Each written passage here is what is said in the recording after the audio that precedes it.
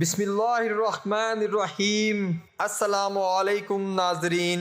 حضرت ابو ہریرہ رضی اللہ تعالی عنہ سے روایت ہے کہ رسول کریم صلی اللہ علیہ وآلہ وسلم نے فرمایا، اللہ رب العزت فرماتے ہیں جو ایک نیکی لائے گا اس کا 10 گنا ثواب ہوگا اور بھی زیادہ اجر عطا کروں گا، اور جو برائی لائے گا تو اس کا بدلہ اسی کے برابر ہوگا یا میں اسے معاف کر دوں گا، اور جو مجھ سے ایک باشت قریب آئے گا میں ایک ہاتھ اس کے قریب آؤں گا، اور جو مجھ سے ایک ہاتھ قریب آئے گا میں 4 ہاتھ اس کے قریب آؤں گا، جو میرے پاس چل کر آئے گا میں اس کے پاس دوڑ کر آؤں گا، جس نے پوری زمین کے برابر گناہ کر کے مجھ سے ملاقات کی بشرطے کہ میرے ساتھ کسی کو شریک نہ کیا تو میں اس کی مغفرت کر دوں گا۔ میرے بھائیوں اور میری بہنوں، آپ خود اندازہ لگا لیں کہ اللہ اپنے بندے سے کتنی محبت کرتا ہے، اس لیے جب بھی کوئی مشکل ہو، جب بھی کوئی پریشانی ہو،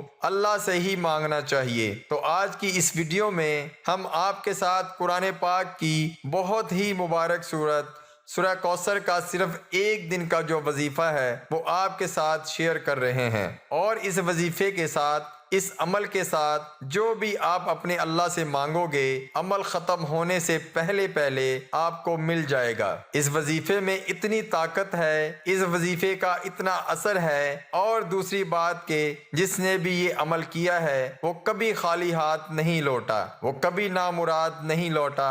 اللہ پاک نے ہر لحاظ سے اس کو مالا مال کر دیا ہے۔ اس نے پیسہ مانگا تو اللہ پاک نے اس کو بھرپور کر دیا ہے۔ دولت کی ایسی بارش ہوئی ہے کہ دوست، رشتہ دار سارے دیکھ کر حیران رہ گئے، اتنا زیادہ اس وظیفے میں اثر ہے۔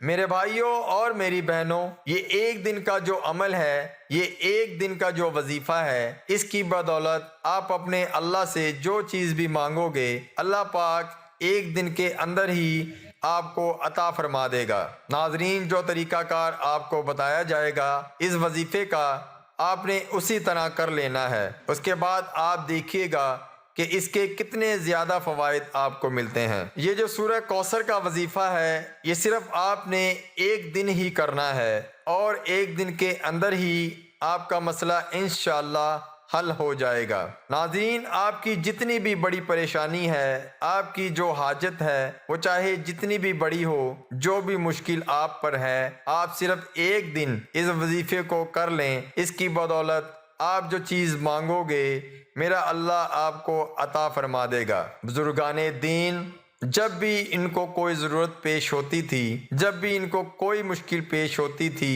نماز تو ان کا معمول تھا ہی، لیکن اس کے ساتھ ساتھ وہ اللہ سے لو لگا لیتے تھے، وظائف کرتے تھے، تسبیحات کرتے تھے، تو ان کے جتنے بھی بڑے بڑے مسائل ہوتے تھے اللہ پاک اپنے فضل و کرم سے ان کے مسائل ختم کر دیتا تھا۔ نمازوں کے ساتھ ساتھ آپ لوگ نیک اعمال کیا کریں، اللہ پاک کی مخلوق کے ساتھ نیک برتاؤ کیا کریں، ایسے طریقے سے ان کے ساتھ ملا کریں، تو جو دوسروں کے منہ سے دعا نکلتی ہے وہ بھی آپ کے حق میں ضرور قبول ہوگی۔ میرے بھائیوں اور میری بہنوں، کسی کے لیے آسانی پیدا کرتے ہو، اچھائی کرتے ہو، اس کے ساتھ تو یہ ایسی نیکی ہے جو ضرور واپس آتی ہے، اور اللہ پاک بھی اس کا بہت زیادہ اجر دیتا ہے۔ تو میرے بھائیوں اور میری بہنوں، یہ جو وظیفہ آپ کے ساتھ آج ہم شیئر کر رہے ہیں، یہ کافی لوگوں کا کیا ہوا ہے، بہت ہی مجرب وظیفہ ہے، بہت ہی اثر رکھنے والا وظیفہ ہے۔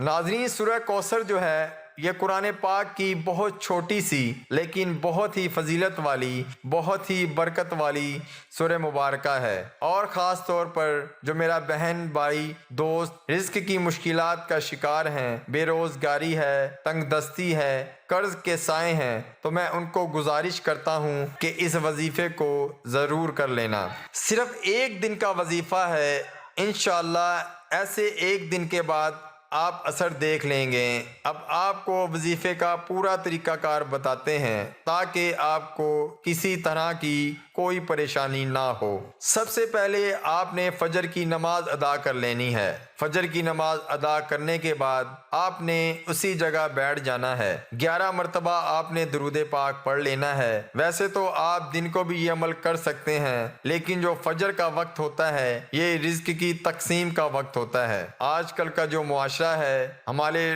لوگ راتوں کو دیر تک انٹرنیٹ پر بیٹھے ہوتے ہیں، موبائل پر اپنا ٹائم ضائع کرتے ہیں اور صبح کی نماز ان کی مس ہو جاتی ہے۔ فجر کی نماز اگر آپ کی مس ہو جاتی ہے تو پھر آپ اپنے آپ کو بدقسمت سمجھیں۔ فجر کی نماز ضرور ادا کیا کریں، کیونکہ فجر کا جو وقت ہوتا ہے وہ رزق کی تقسیم کا وقت ہوتا ہے۔ فجر کی نماز ادا کرنے کے بعد 11 مرتبہ اول اور آخر آپ نے درود ابراہیمی پڑھ لینا ہے۔ جب آپ درود ابراہیمی 11 مرتبہ پڑھ لیں تو اس کے بعد آپ نے 133 مرتبہ سورہ کوثر پڑھنی ہے۔ اس سے ایک دانہ بھی زیادہ نہ ہو اور نہ ہی اس سے کم ہو۔ آپ اسے گن بھی سکتے ہیں، پورے 133 مرتبہ آپ نے سورہ کوثر پڑھنی ہے۔ اور جب آپ سورہ کوثر پڑھیں آپ نے بسم اللہ ضرور پڑھنی ہے۔ ایک مرتبہ پڑھیں، پھر بسم اللہ پوری بسم اللہ دوسری مرتبہ پڑھیں، پھر بسم اللہ، اس طرح آپ نے 133 مرتبہ بسم اللہ بھی پڑھنی ہے۔ اس کے بعد میرے بھائیوں اور میری بہنوں، آپ نے اپنے اللہ سے دعا کر لینی ہے، اور جب آپ اللہ سے دعا کریں گے تو اللہ پاک کسی کے ہاتھوں کو خالی نہیں لوٹاتا۔ آپ بہت ہی عاجزی اور انکساری کے ساتھ